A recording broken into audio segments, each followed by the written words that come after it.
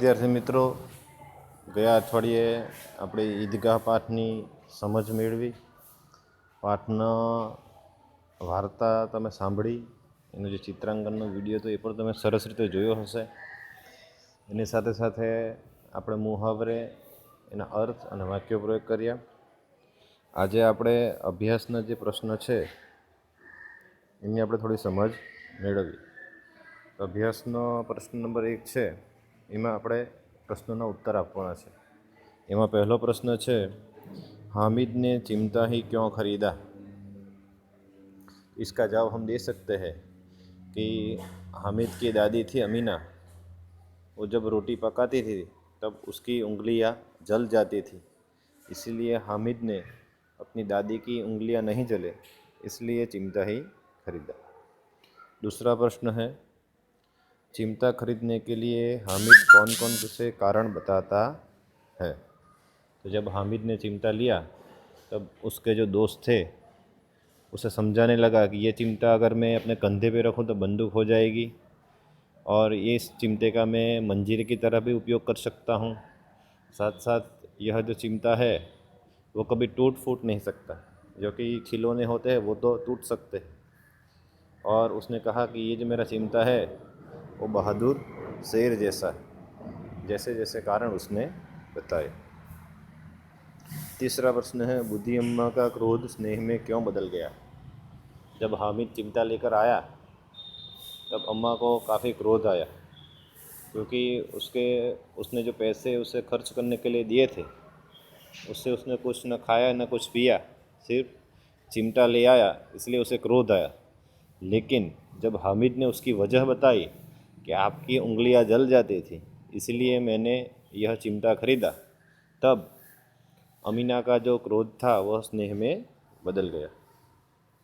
चौथा प्रश्न है, अब आप चिमटे के प्रयोग की तरह रुमाल के विविध प्रयोग बनाइए. यह प्रश्न मुक्त जवाबी प्रश्न है.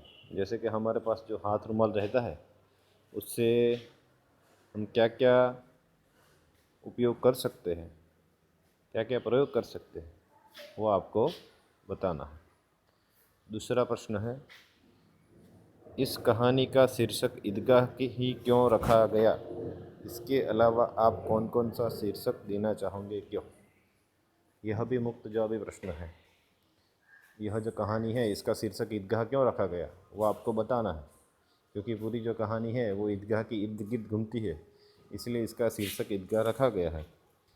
इसके अलावा आप अगर कोई इसे नया शीर्षक देना चाहते हैं तो क्या दे सकते हैं वो आपको बताना है. प्रश्न नंबर 3, यहाँ हमें एक परिच्छेद दिया गया है, उसे पढ़कर हमें नीचे जो प्रश्न दिए गए 6 प्रश्न उसके जवाब हमको देने हैं. ठीक है. ऐतिहासिक ग्रंथों में परोपकार के कौन कौन से उदाहरण मिलते हैं? यहाँ हमें उदाहरण दिए गए हैं कि दधीची ने मानव कल्याण तथा असुरों के संहार के लिए अपना शरीर त्याग दिया. राजा शिबी ने पंदुक के प्राण की रक्षा के लिए अंगदान किए. महर्षि दयानंद ने विष मिलाकर प्राण लेने वाले अपने रसोइये जगन्नाथ के प्राणों की रक्षा धन देकर की. यह उत्तर हमें मिल सकता है. दूसरा है, ऋषि मुनियों ने हमें क्या सीख दी है? तो उसका जवाब ऐसा आएगा कि ऋषि मुनियों ने हमें सीख दी है कि निराश्रितों को आसरा दो, दीन दुखी और वृद्धों की शारीरिक और आर्थिक मदद करो, भूखों को भोजन करवाओ, विद्वान हो तो विद्या का प्रचार कर समाज का उद्धार करो, यहाँ सदा सबकी भलाई में ही अपनी भलाई मानी जाती है. ऐसी सीख हमें ऋषि मुनियों ने दी है. देश एवं समाज की उन्नति किस प्रकार होगी? यह प्रश्न का उत्तर हमें देना है. तो इसका जवाब आएगा कि सभी अपनी सामर्थ्य और शक्ति के अनुसार परोपकार करते रहे तो समाज एवं देश की उन्नति होती रहेगी तथा वसुदेव कुटुंबकम की भावना फैलेगी. चौथा प्रश्न है, विलोम शब्द लिखिए. आश्रित तो अनाश्रित, अवनति तो उन्नति. परिच्छेद के आधार पर अपने साथियों से पूछने के लिए 3 प्रश्न बनेंगे। यह मुक्त जवाबी प्रश्न है। आपको इस परिच्छेद में से किन्हीं 3 प्रश्न निकालने हैं और अपने मित्र को पूछने हैं। इस परिच्छेद को उचित शीर्षक दीजिए। यह भी मुक्त जवाबी प्रश्न है। पूरा परिच्छेद हमने पढ़ा, तो इसका हम क्या शीर्षक दे सके, जैसे कि वसुदेव कुटुंबकम, दूसरे की भलाई में हमारी भलाई। जैसे आपको जो समझ में आए वैसा शीर्षक आपको देना है। प्रश्न नंबर 4 है, तुम भी हामिद की तरह किसी न किसी मेले में गए होंगे। वहाँ तुमने क्या क्या खरीदा और क्यों? आप भी अब तक जिन जिन मेलों में गए होंगे, तो वहाँ से आपने क्या खरीदा और ख़रीदा तो उसकी वजह क्या थी, वो यहाँ आपको लिखनी है।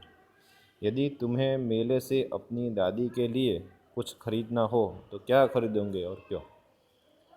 अगर आप मेले में गए और वहाँ अपनी दादी के लिए आपको कुछ खरीदना हो तो आप क्या खरीदोगे वो लिखना है, और आपने जो चीज़ खरीदी वो क्यों खरीदी वो आपको लिखना है। यहाँ मैंने आपको अभ्यास के सभी प्रश्नों की समझ दी है। सभी छात्रों को विनती है कि अपनी नोटबुक में ये सारे प्रश्नों के उत्तर लिखें, अच्छी तरह से पढ़ाई करें, और यह जो महामारी का समय चल रहा है उसमें अपना, अपने घर के सदस्यों का और सबका ख्याल रखें। धन्यवाद।